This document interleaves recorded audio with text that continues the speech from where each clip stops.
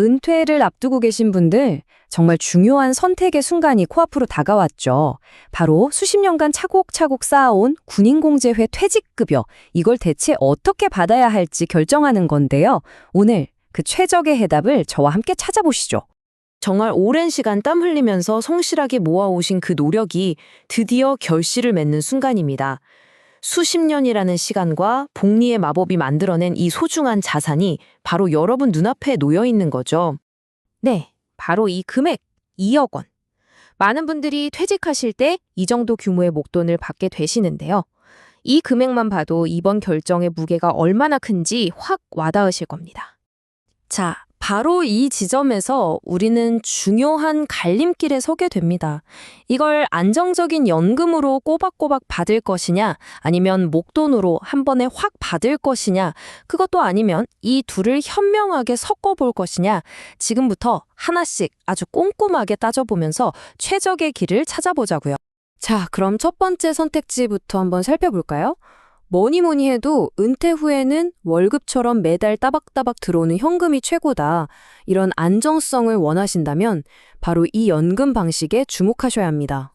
군인 공제회에서는 이 제도를 연금식 분할급여라고 부르는데요. 이름이 좀 어렵죠.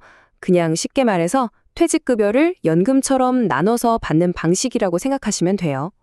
기간은 내가 직접 정할 수 있는데 최소 5년부터 최장 30년까지 5년 단위로 선택이 가능합니다. 자, 이 표를 보시면 감이 확 오실 거예요. 똑같은 2억 원을 기준으로 이걸 10년으로 짧게 받으면 매달 약 269만 원이 들어와요. 꽤 쏠쏠하죠?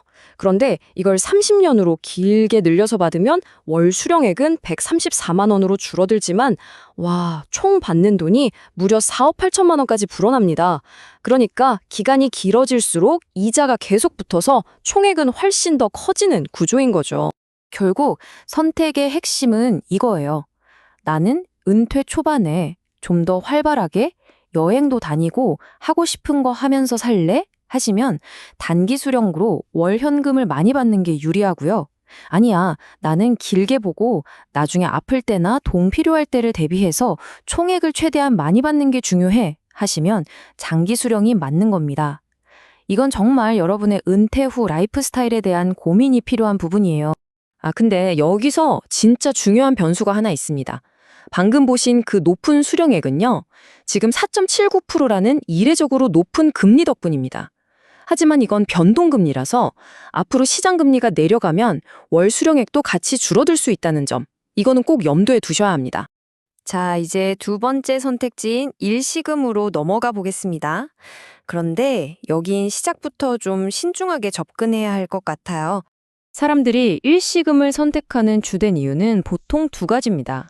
첫째, 시급한 대출을 갚기 위해서. 이건 뭐 타당한 이유가 될 수 있죠.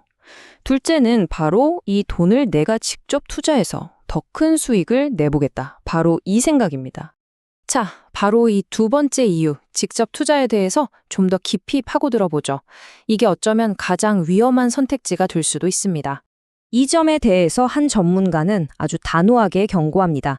바로 이 말인데요. 말리고 싶습니다. 투자가 잘 될 거라고 오판하는 것 같습니다. 평생 예금 중심으로 안정적으로 자산을 모아오신 분들이 최근 시장이 좀 좋았다는 이유만으로 투자의 위험성을 간과하기 쉽다는 정말 뼈아픈 지적입니다. 이게 저축을 잘해온 것과 투자를 잘하는 건 전혀 다른 이야기거든요.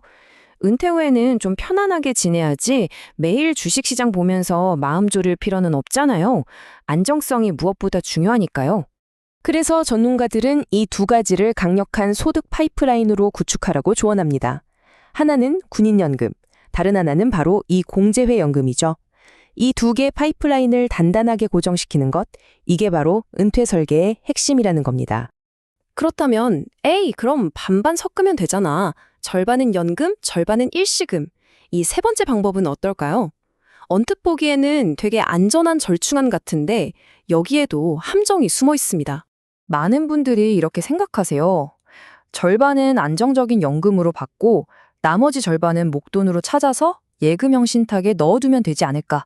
굉장히 합리적으로 들리죠. 하지만 이 그래프를 보면 문제가 바로 드러납니다. 연금으로 받을 때 적용되는 이자율이 4.79%인 반면에 구주일 시금으로 찾아서 신탁에 맡기면 이자율이 4.12%로 훨씬 낮아져요. 일단 여기서부터 손해인 거죠. 그런데 단순히 이자율 차이만이 문제가 아닙니다. 결정적인 차이는 바로 세금과 건강보험료에 있어요. 연금소득은 세금 혜택도 크고 건보료에도 영향이 거의 없지만 신탁이자에는 15.4%의 세금이 붙고 소득이 늘어나니까 건보료 인상으로까지 이어질 수 있습니다. 이걸 다 계산하면요, 실제 손해지는 이자율은 약 3.49%까지 뚝 떨어집니다. 따라서 결론은 명확합니다. 굳이 세금과 건보료 부담이 거의 없는 높은 이자를 포기하고 세금 부담이 있는 낮은 이자를 선택할 이유가 전혀 없는 것이죠. 이건 잘못된 선택입니다. 자, 그럼 이 모든 정보를 바탕으로 여러분의 은퇴를 위한 최적의 청사진을 한번 그려보겠습니다. 바로 이것이 여러분의 든든한 은퇴 설계 청사진입니다. 첫째, 군인연금과 공제회연금이라는 두 개의 파이프라인으로 탄탄한 기반을 다지세요. 둘째, 일시금은 고금리 대출 상환처럼 정말 꼭 필요한 경우가 아니라면 피하는 것이 좋습니다.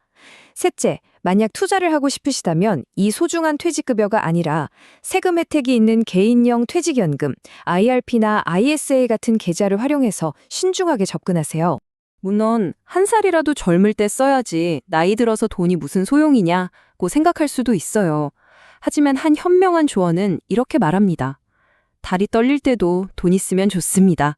결국 노년의 안정성과 품위를 지켜주는 건 예측 가능한 꾸준한 현금 흐름이라는 사실을 잊지 말아야 합니다.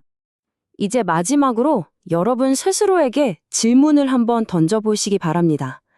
나의 은퇴 후 삶을 지탱해줄 이 소중한 파이프라인은 과연 미래의 어떤 위기에도 흔들리지 않을 만큼 튼튼하게 설계되었는가? 이 질문에 대한 답을 심중하게 고민하는 것이 여러분의 평안한 노후를 위한 첫걸음이 될 겁니다.